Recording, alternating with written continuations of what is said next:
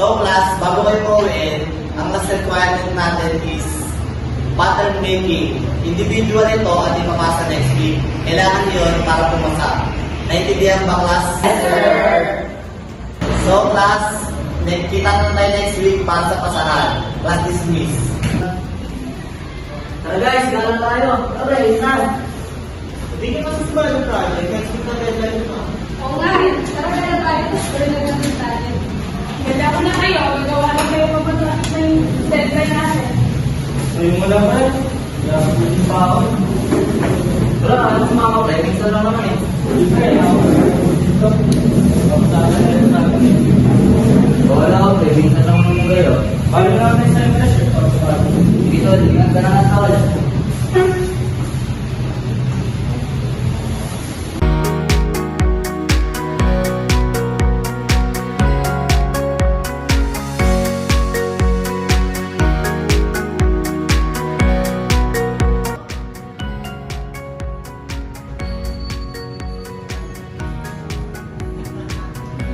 Let's go.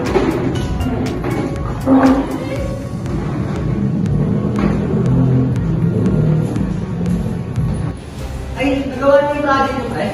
Okay, ito mo yung sa akin, pre. Nakakabang ba? Hindi. Ang tuwa mo. Hindi. Yan, siguro mo naman yung galas yung paggawa. Kahit mga oras sa sana, binigyan sa yung minister. Kasi, papakutapa ko na lang siya next time yung deadline mamaya.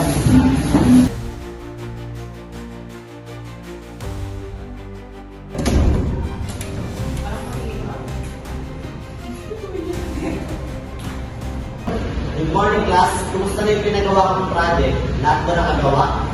Tuloy na yung due date niyan. Sir, ito na po yung topic ito.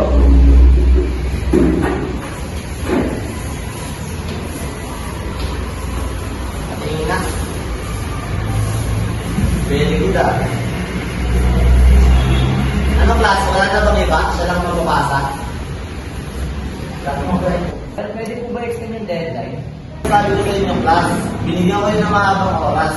Ano bang pinagagawa mo? Pasensya na po, sir. Hindi ko po nagawa. Umalang po kasi kami. Hinapan na lang po namin sir mamaya. Opo, sir. Pasensya na po. Hindi na talaga pwede class dahil sinabihan ko na kayong gumawa.